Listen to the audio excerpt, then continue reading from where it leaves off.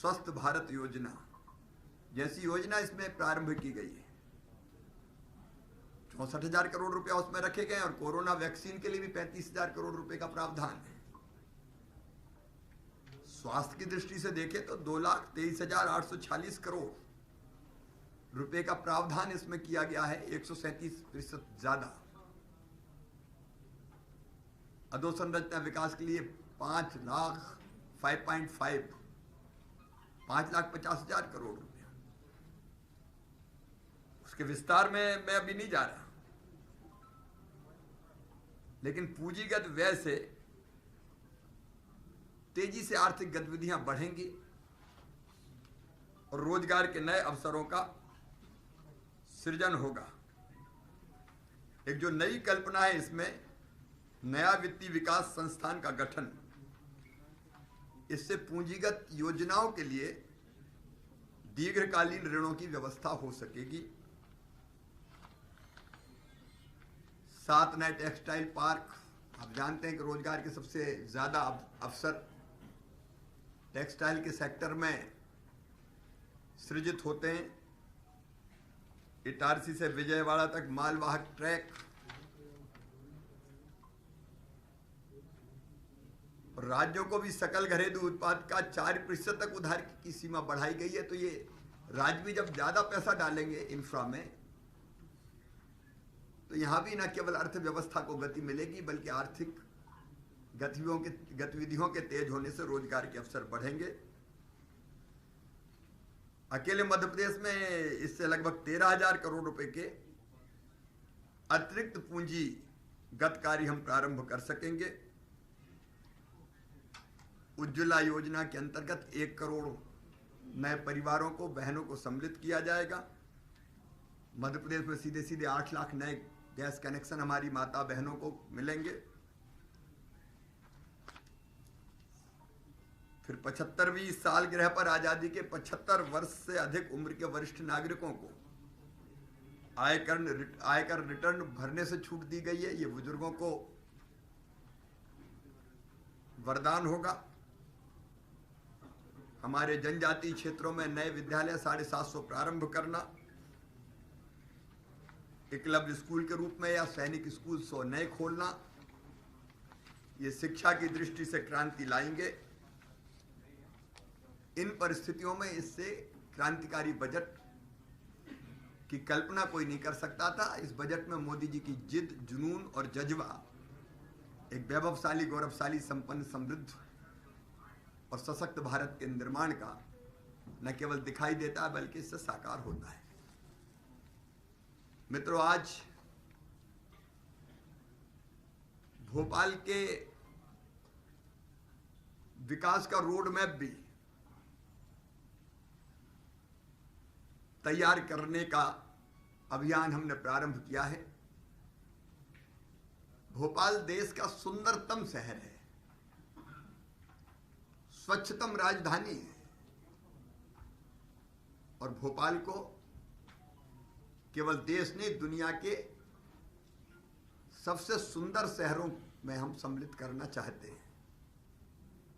अनेकों काम जिनका लोकार्पण हुआ है, भूमि पूजन हुआ है, उनकी जिक्र मैं नहीं कर रहा।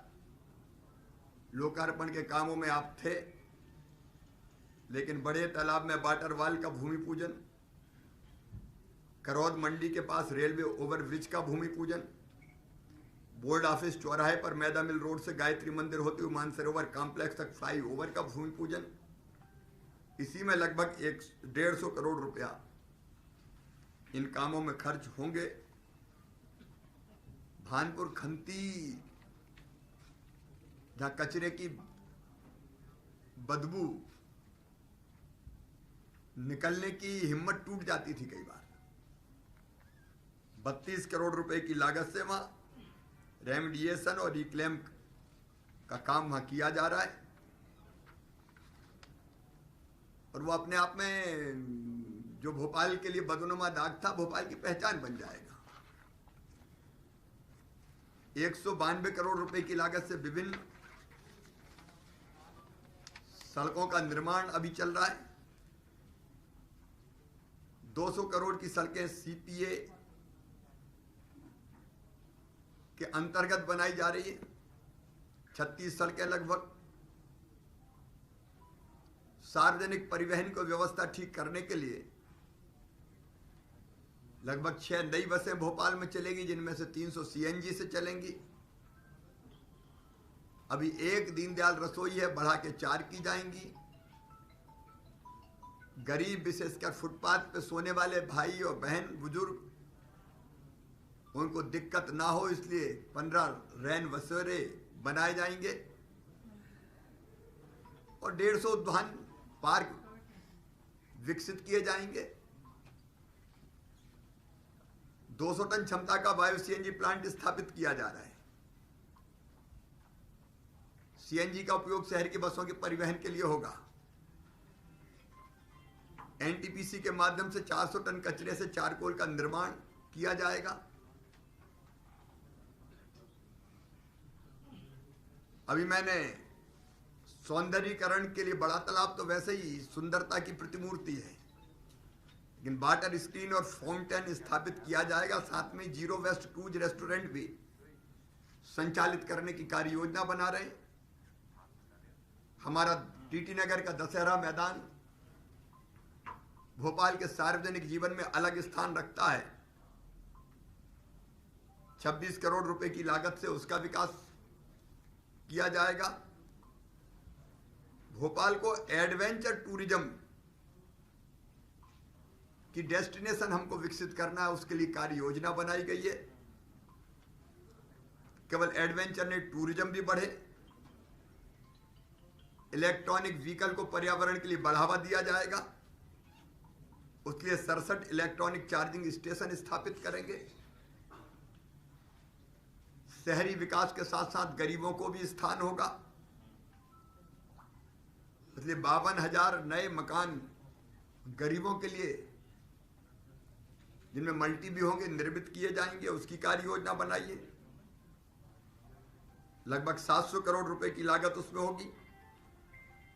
अयोध्या नगर बाईपास का निर्माण 326 करोड़ रुपए की लागत से होगा। कोलार रोड का भी 414 करोड़ रुपए की लागत से होगा। बैरागढ़ फ्लाईओवर जरूरी है, उसका भी हम प्लान बना रहे हैं। लगभग 264 करोड़ रुपए की लागत आएगी। और कोच फैक्ट्री ब्रिज,